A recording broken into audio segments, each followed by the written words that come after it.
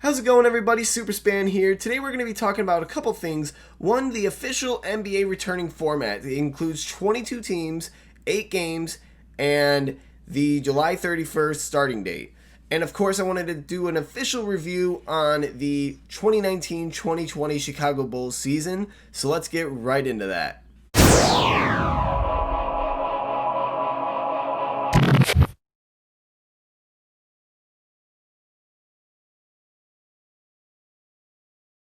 So I sort of covered on this in the last video, but the season's going to resume on July 31st, and the finals would end no later than October 12th.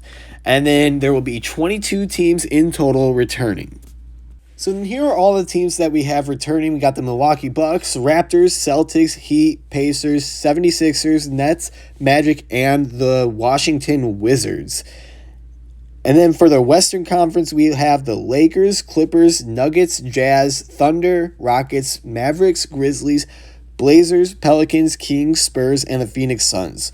So basically, it's going to be an 8-game regular season to just decide ultimately what the playoff seeding is going to be. And then they're going to go into the playoffs after this, obviously. I'd really like to see a team like the Phoenix Suns make it to the playoffs because they haven't been in the playoffs in seemingly forever, pretty much ever since Steve Nash left. And it would just be nice to see Devin Booker and Kelly Oubre, Ayton, all those guys, TJ Warren, make it to the playoffs and see what they can do. And then here we have sort of a Q&A that the NBA put together for us to basically better understand what this whole thing is. So first question we have, what are seeding games? Basically what that is those are the 8 remaining games each returning team would play before the playoffs began. The games would be selected from a team's remaining regular season matchups. And then the next question we have, where will the games be played? Games and practices would be held near Orlando as the season restart is contingent on an agreement with the Walt Disney Company to use Walt Disney World Resort. It would be a single site location featuring a campus that would house players for the remainder of the season. And then the next question we have here is, what are the NBA's medical protocols? So the NBA and the NBPA are working with infectious disease specialists, public health experts, and government officials to establish a rigorous program to prevent and mitigate the risk related to COVID-19, including a regular testing protocol and stringent safety practices. And then the next question we have is, how many total games will each team in the 22-team field have played before the playoffs began? So it'll vary by team, but most of the 22 teams would play 72 or 73 games after the 8 seeding games are added to their regular season game total. So the Dallas Mavericks would have played the most games, 75, and the San Antonio Spurs and the LA Lakers would have played the least with 71. Next up, we have, how will the playoff seeding work? So the 7 teams in each conference with the best records, regular season games plus seeding games, would have clinched a playoff spot. The usual tiebreaker scenarios would be in place for those seeds. The 8th seed could potentially come down to a play-in tournament. How would the play-in tournament work? So if the team with the 8th best record in its conference is more than 4 games ahead of the team with the 9th best record in the same conference, no play-in tournament would be necessary. The final playoff berth would simply go to the team with the 8th best record, regular season games plus seeding games. But if the team with the 8th best record in its conference is 4 games or fewer ahead of the team with the 9th best record in the same conference, then we'll have a battle for the final spot between those 2 teams. So that could be really, really interesting because, like it said, if a team in the 8th seed is less or 4 games or less ahead of the 9th seed, there will be a tournament between those 2 teams. That'll be super fun to watch if that happens. So then the tournament will basically be a best of 2 series where the number 9 seed would have to win 2 head-to-head matchups to take over the number 8th spot. Would the playoffs be any different? No. Once the 16-team playoff field is set, the NBA playoffs would proceed in a traditional conference-based format featuring the usual best-of-7 series in the first round, conference semifinals, conference finals, and the finals. And then, when is the NBA draft lottery? The draft lottery will be on August 25th. This is assuming games begin in July 31st as tentatively scheduled. So, how will the lottery teams be determined? The 14 lottery teams would be the 8 teams that do not participate in the restart and the 6 teams that participate in the restart but do not qualify for the playoffs. These teams would be seeded in the lottery and assigned odds based on their records through March 11th. And the 16 playoff teams would draft in reverse order of their combined records across regular season games and seeding games. So basically, it's going to be the same thing. Whoever doesn't make the playoffs is lottery teams, basically. So then when is the NBA draft? The draft will be on October 15th. This is really interesting because that's around the time the season would start usually. This is assuming games begin on July 31st as tentatively scheduled. And then last but not least here we have, when will the 2020-21 season start? And the answer for that is December 1st, 2020. Again, assuming the season is actually going to start on July 31st. So this is kind of good because we're not going to have to wait too long for the next season because the season is going to end on October 12th. My question is, how long is the next season going to be? Is it going to be all 82 games? Are they going to shorten it? I think this would be a great time to sort of implement this whole shortened season. I think they've been sort of trying to implement for the last however many years. I think that would be awesome to start shortening the season because there would be a lot less injuries, a lot less traveling. I mean, it would just be a whole other ball game. So I'm really curious to see if there's going to be any sort of 8th and 9th seed battle, as they said could happen. That'll be really, really cool. I mean, it'll be kind of like the playoffs before the playoffs. I've never seen anything like this. We've never seen anything like this in terms of the NBA. So I'm really interested to see what they're going to do as far as that is concerned.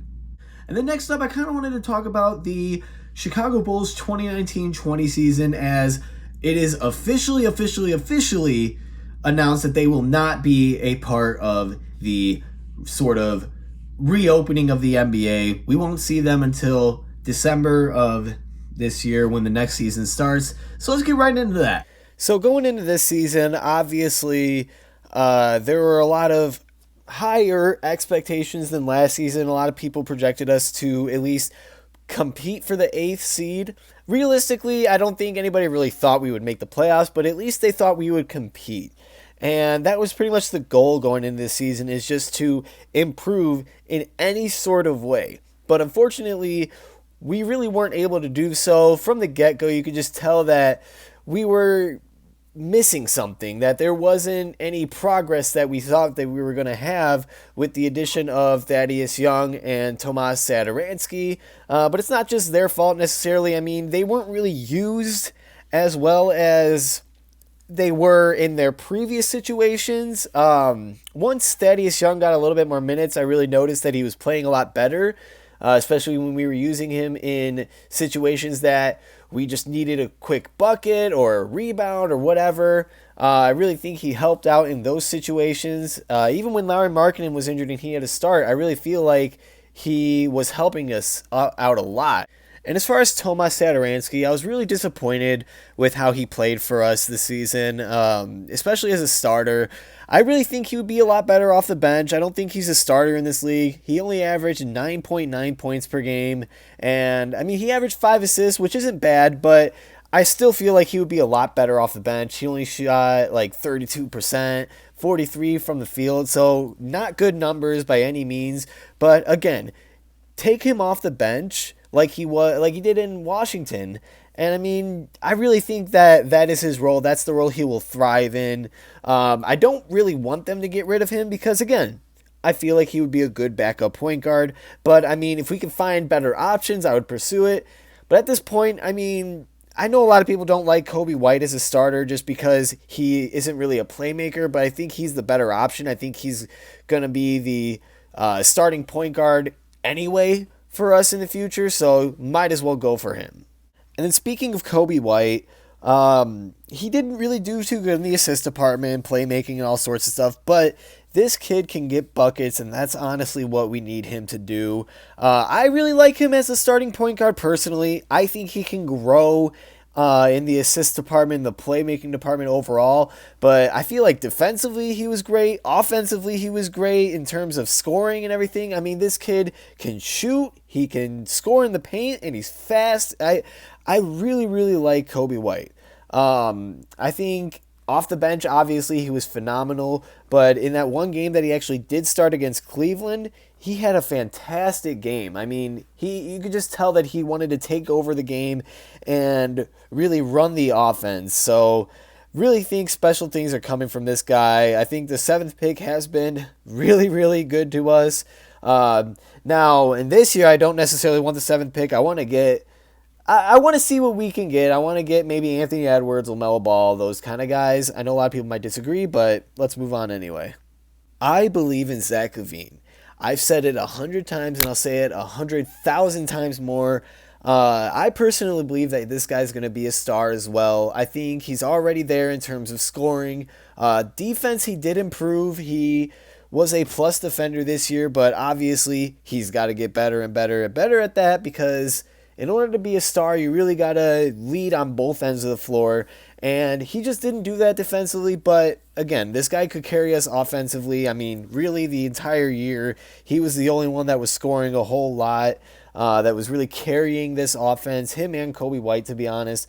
But I really do think that Zach LaVine will be a cornerstone piece for this franchise. A lot of people are saying they don't see him with the team moving forward in terms of longevity, but I really do see him improving and becoming the star player that this team needs to carry them into the playoffs.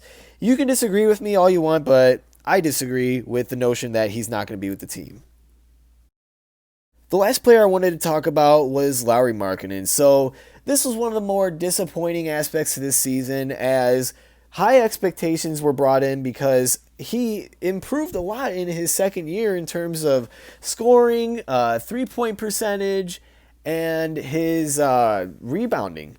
Overall, he had a really great second year, and I really thought that he was going to improve even more in his third year. But, I mean, his points went down, his rebounding went down, his 3-point percentage went down. So that was a really cause for concern there. But when you really think about it, I think he just wasn't being used correctly. The same issue as a lot of other players on this team. But, I mean, Lauri Markkanen, it really shows with him. I don't think he bought into Jim Boylen's system.